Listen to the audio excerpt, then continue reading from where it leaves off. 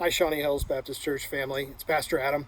I wanted to talk for just a minute about a question, maybe provide an answer to a question that has come up several times through private conversation, through some meetings, some of the Q&As that we had as I followed up with people that have participated in those with David Douglas and his candidacy.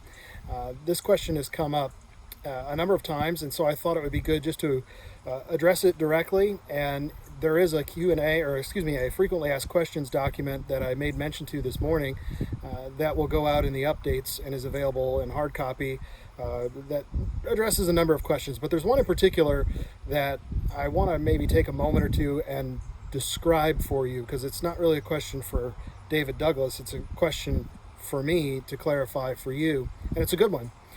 The question goes like this. I've seen something along these lines. I've seen the strategic objectives for Pastor Dave when he was candidating, and so I could see where he was going to be involved in ministry, and I can see the strategic objectives where David Douglas would be involved in ministry if he was called by the church. But what I don't notice in either of those documents, and what we haven't talked about a lot in any of the Q&As, is what about children's ministry and teen ministries? What's going to happen there, and what pastor is going to give attention to that? And so I'm going to give you a somewhat of a long-winded answer, because there's a philosophy of ministry behind this, and we need to understand the philosophy of ministry behind what I'm about to answer with. And that is this. More and more, pastors are supposed to be equippers of people to do the work of the ministry. That's straight out of the scriptures. That's Ephesians chapter 4. We are supposed to equip people who could then do the work of ministry so that we can all use the gifts that the Spirit gives us to minister to each other. 2 Timothy 2:2 says that Paul's saying to Timothy, you need to find faithful men who are able to teach and then employ them in the process of teaching others. So there is a replication or a reproduction process that I often call discipling disciplers that takes place. And so pastors should be continually building up people, mentoring people, discipling people who can then take on ministry roles or take on leadership in areas where we're not yet able to minister because we don't have leaders there yet. And then they do the work of the ministry. You, the church family, does the work of the ministry with each other. And so we are equippers. We are not program managers, and we are not ministry event managers. That's not what we should be doing. Now, we can do it technically, but it doesn't lead to better health in the body. It's not good for the spiritual welfare of the church. It's isolating ourselves instead of multiplying ministry through others. And so our pastoral team is not going to be designed in the future to where one pastor runs a ministry or runs an event or runs a program. We're going to be working through the church family, equipping people to do that. So I say all that so that you understand that I'm not assigning Pastor Dave or David Douglas to a ministry program and saying you have to run the program. I'm saying you need to equip people within this zone, and this is the area where you're going to give most attention.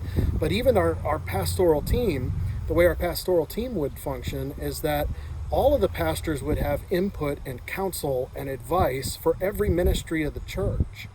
But one pastor in particular would be the direct pastoral contact. This already happens with things like ABF, where I've been that pastoral contact, and I bring up matters with Pastor Dave, and we work together on solutions, and then I do the communication with the ABF leaders. Pastor Dave's done that with men's ministry, and so on. So we would be identifying which ministries each pastor would have an area of what I'm calling direct oversight. And so the direct pastoral oversight means you're the primary equipper for the people in that type of ministry. And the other pastors, we're there to help you. We're there to provide counsel. We're there to help find help. Maybe other people who will serve in those areas or help you equip people with you for those areas. But you're the key contact, pastorally speaking. And when it comes to teen ministry and children's ministry, I'm going to be that person. And that's why you haven't heard about Pastor Dave. You didn't see that in the objectives, and you didn't see it in David Douglas's objectives either. I'm going to be continuing to provide direct pastoral oversight over the teen ministries and children's ministries, working through our teen leaders, working through our children's ministry leaders, whether it's nursery, Awana, preschool, children's church, elementary school, and we have different coordinators that are set up for those ministries, and I'm going to equip through them and help them out. and provide some pastoral guidance and direction. But the reason it's not come up in the Q&As, or the reason you've not seen it on paper, is because they will be part of the process, but I'm going to be the direct pastoral leader over that. And I want to give primary attention to our children, particularly to our families and families with younger children, because I want to be able to help work with our families over the next couple of years to develop family structured ministry programming, which is not a whole different lineup of programs so much as a philosophy of ministry. The idea that every ministry should somehow reinforce and help families in their ministry in their own home.